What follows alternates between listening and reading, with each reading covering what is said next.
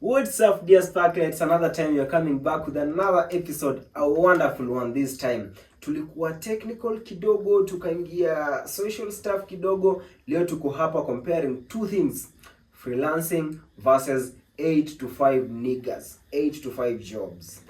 So on set today we have interesting guys. And mmoja ni student, the other one is a freelancer. Huyo vitu alifanya campus hata hatujui kama alimaliza kama aligraduate but he's surviving in Nairobi. And there is another guy mwenye kila siku hata sahi after this episode anabeba bag, laptop ndani, 8 to 5. So it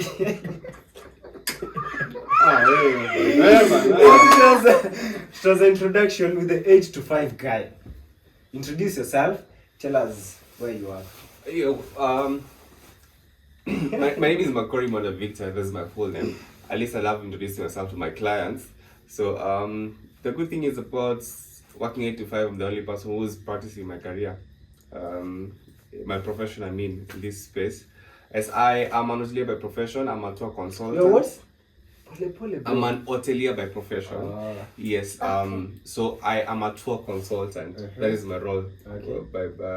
I work with the leading tour firm in the country. Yeah. So I'm the 85 guy, but then for our firm it's 95-30. So at least we break that bias. 9 to 6.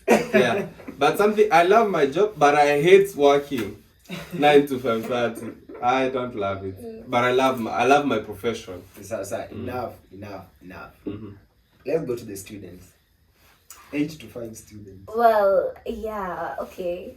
Hi, I am Joy Muthoki Mativo, and yeah, being a student is not that bad. It's just that you're not paid, which kind of sucks. But I wouldn't say I've experienced an 8 to 5. Because for the course I'm pursuing a Bachelor of Science in Nursing. So guys, if you have a wealthy person who just needs home care, guys, holla. Anyway. So for nursing we have shifts. And so there are times you're working from 7:30 to 12:30, 12:30 to 6:30. If you're there for a night shift, 6:30 to 7:30 the next day. So I'd say 6:30 to 7:30 the next day. If you're there for night shift, 6:30 p.m. to 7:30 a.m. That's 13 hours. Yeah, you gotta pay us the moolah. The moolah, yeah. Find life. 13 hours. Yeah, but I feel like if it pays well, you can sacrifice for like a few years before you Leave it there first. Yeah. I should introduce Kwanzaa. Oh yeah, sorry guys. My name is Ontita. I think I solve people's problems in business. Yeah. What do you do exactly? Solving problems. I solve people's problems in business. In business. And solving problems, I mean in building what this person or this business owner doesn't have. Something like a website, things to do with digital marketing, things to do with the graphic design at large, video editing, yeah, all that. So thank you so much. I think I was listening to some podcasts, podcasts, and mostly Zapesa, tech things, and investment here and there. So there's some guy who was saying that the best way to kill poverty is by inserting yourself into someone's budget. In that, for example, mimi kwangu place naishi, I have to budget for my rent. So the landlord has inserted himself into my budget. So he's killing his poverty by inserting himself into my budget. So on Twitter, how can we insert ourselves into people's budget to ensure that, by end month, someone is budgeting for you? Like anasema, I have to pay on Twitter because maybe he managed my social media platform, or maybe he did this other thing for me. That's quite easy because for example, if you talk about digital marketing, we are trying to provide solutions for the problems we're encountering in the digital platforms. So if maybe, for example, we've signed a contract that we are going to run your social media platforms for maybe like a contract of 3 months. So in those 3 months, we're going to generate for you income and so it will be very easy for us to fit, or for you to fit in our budget. So how different is that from 8 to 5? Because essentially, if you are signing a contract with someone, you are entitling yourself to be under that guy for maybe 6 months. Yeah. So if you're under this guy for 6 months, does it mean that you work at your own pace? Ukiwa like ukitaka kupost tu una post tu time unataka, ukitaka kuedit video yake una edit when you're free, or is there like a schedule that you have to follow that the client has given to you? I believe in anything you have to have a plan. So even in digital marketing, we have what you call a content strategy. Content strategy is whereby you develop a content plan for, let's say for example, if the contract says that you are supposed to post on Monday, Tuesday, and maybe Friday, you have to post on those days. And then at the end of the month, you monitor what you've been doing throughout the whole month. So in short, it's more of freelance than 8 to 5. It's more freelance. Okay. Yeah. But you have to stick within your Within content your plan. strategy. Yeah. Interesting. Yeah. So Joy, let's break this down. Flexibility. Freelancing 8 to 5. Well, In experience. I'm trying to look at that. Call your mom, muulize mom kwa Kunaendanga aje hapa? Wait. Come to think of it, I have actually worked 8 to 5 for a week. For a week. For a week.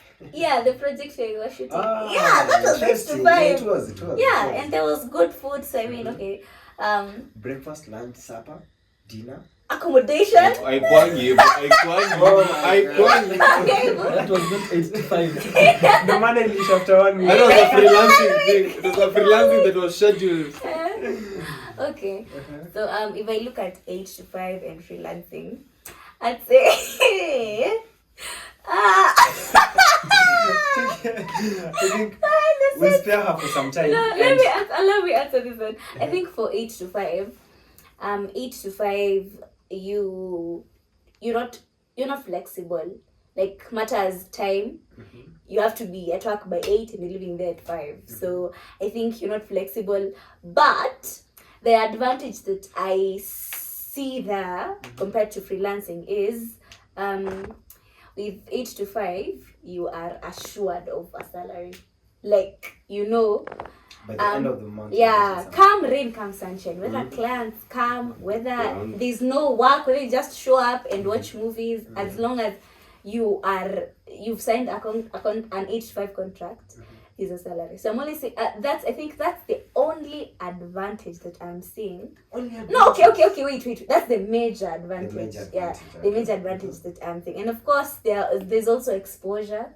Exposure, because if you work in a company. Flexibility. Pole. Yeah.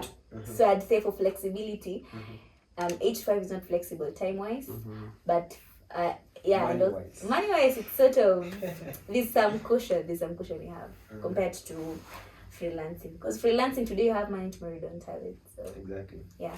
Actually, there's a friend of mine who's on this set right now, and sometimes unaweza pata anakuombaza cabbage na siku ingine ana take flight home, flight from Nairobi to Kisumu, alafu ana branch Suneka, anaingia Kisii, lakini last week alikuombaza cabbage. That's the beauty of freelancing. Yeah. Someone to give us the experience. 8 to 5, man.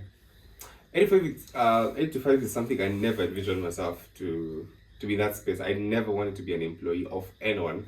But see, I realized that there was a gap between those guys in Manzashule and also the industry. That there's a big gap.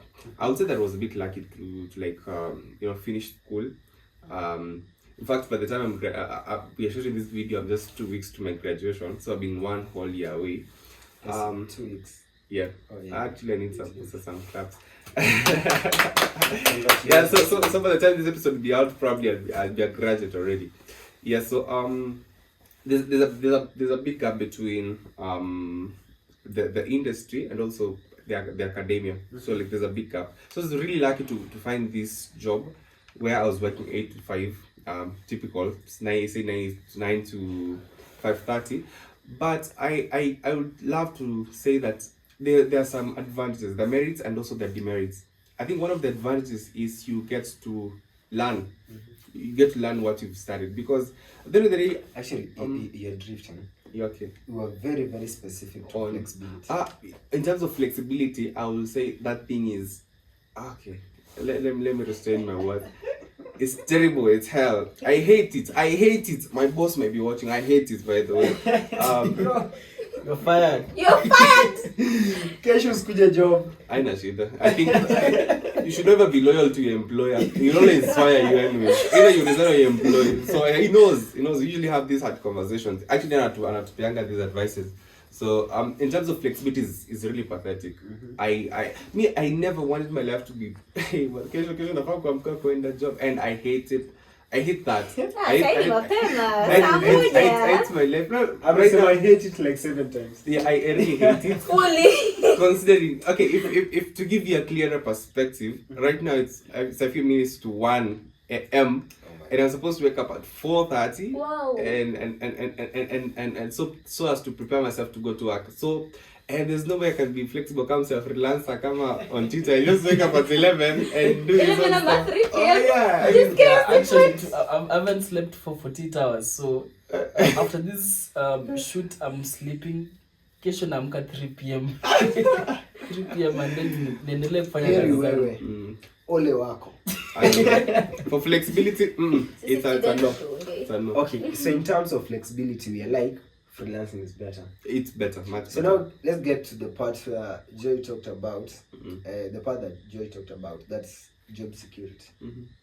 Sometimes I wake up and I'm not sure if I'm going to get a client. But for you, you're very sure that whether your boss gets a client, whether clients come into your company or not, by the end of the month you're getting something. How advantageous is that? It's quite advantageous. Honestly, sometimes I think also one of my boss actually usually brings this topic up, trying to tell us how hard it is actually to own a business, because for him having to employ us, or rather us being the employees of that company, and still the company pays us, whether the company makes a profit or not. I know that my contract, at the end of the day, my bank, my account should reflect something. And again, see the good thing about also working in these 8 to 5 jobs, for me, I deal with clients directly. It's a B2C company, so I deal with B2C. It's a business to customers company, so I deal with clients directly. I mean, I sell products to them. So so there's also that part of the commission on sales, but I don't do the marketing. I don't go sourcing for the clients. So the clients come to me courtesy of the company. In fact, without the company, they could not be coming to me. So there's that. I'm shielded by the company in a way that it brings me customers, and then I still get to earn my commissions again from the customers it has brought to me. So I know sometimes it's quite different from other careers. Wenye kama ni kufunza class unafunza tu sasa kiyangu mwisho mwezi ni hivyo, but I think for mine it's a bit different. And I think also that is one of the advantages I will say about that space. So actually something I'm getting is that kuna advantages and kuna disadvantages on both sides. And there's something that I've experienced, and I also had some other lady who was a freelancer saying that sometimes you could have a project today, you work on that project or maybe faithfully within the day, alafu ulale usiku. That's cool. Time schedule. On Twitter sometimes analala 3 a.m. anaamka 4 p.m. So let's talk about that.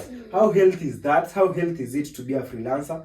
How, like, as much as there's flexibility, that freedom, huwa tunai misuse ama iko sawa hivyo?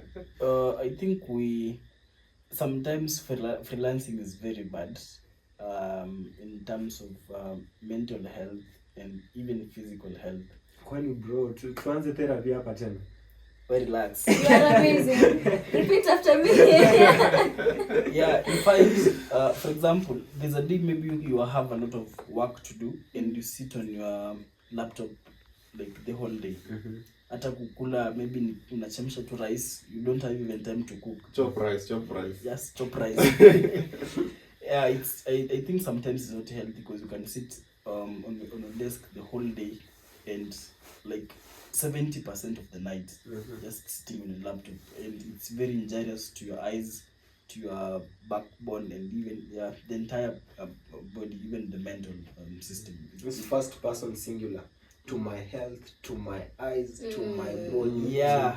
But me mfanyanga exercise. I think okay, yes, it has those demerits, but it gives an opportunity to cultivate a culture of self-discipline.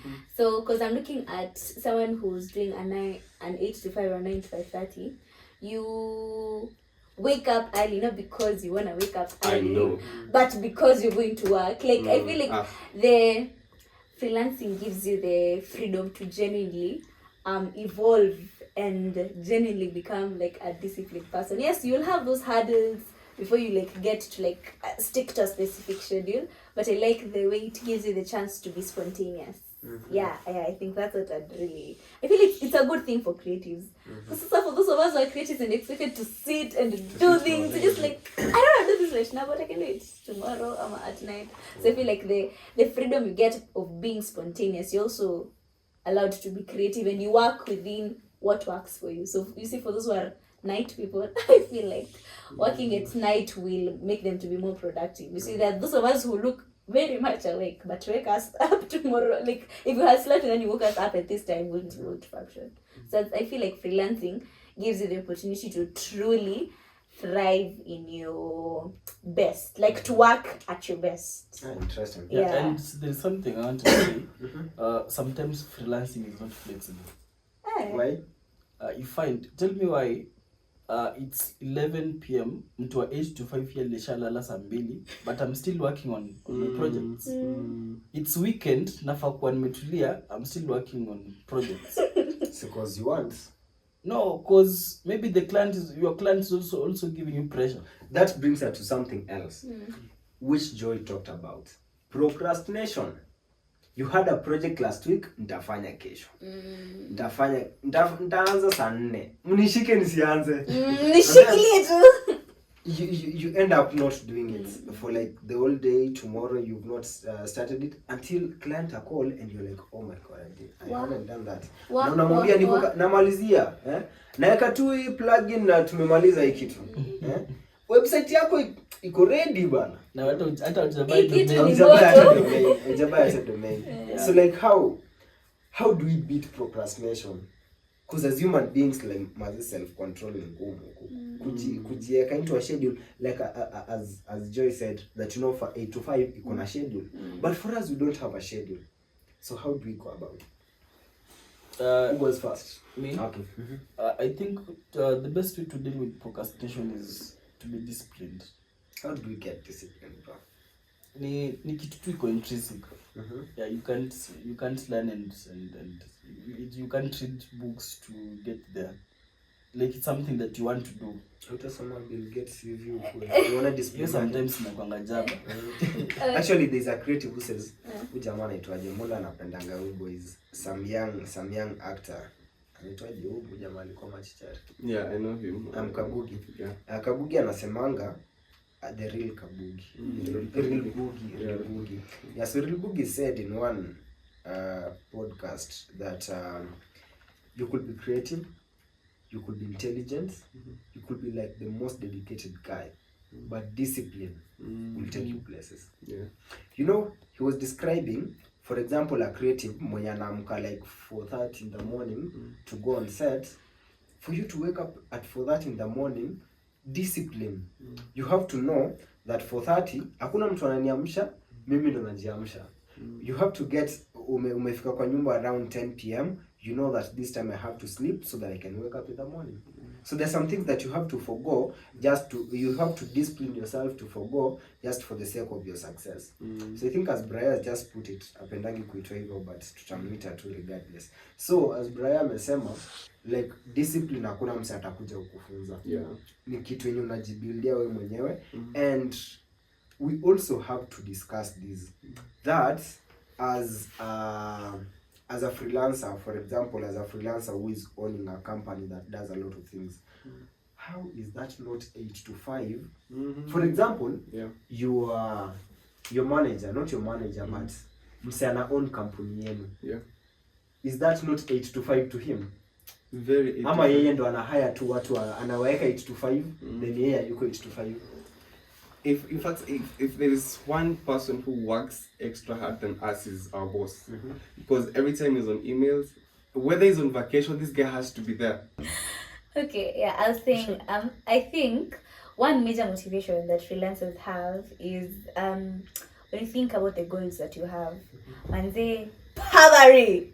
The goal is to miles away.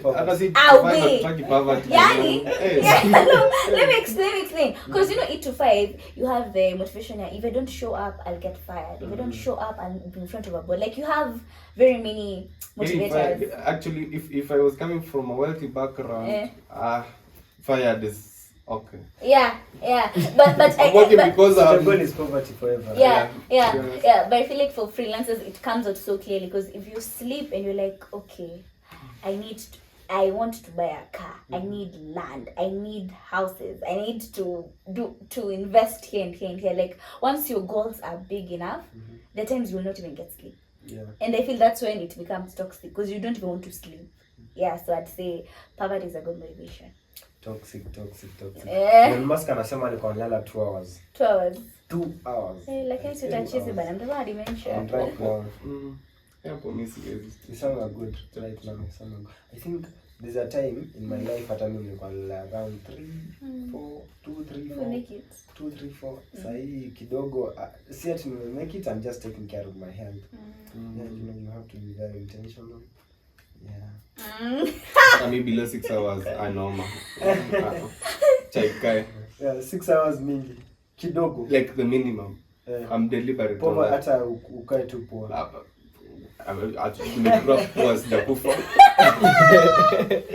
Interesting. So I think we're here.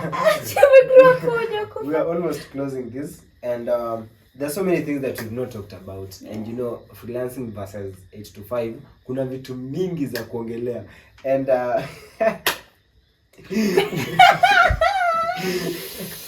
our directors by really getting later ndio wase wanalala huko nyumba.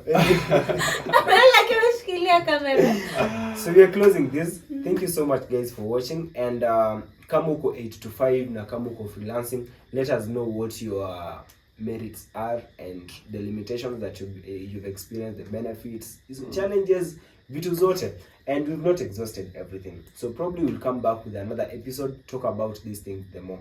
And thank you so much guys for your input. Mazem mmeongea vitu wisdom ingine, though time imetuchenga kidogo.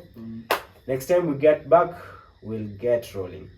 Thank you so much guys. Msisahau kusubscribe, to share, to comment, and to do everything. See ya in the next episode. Bye bye.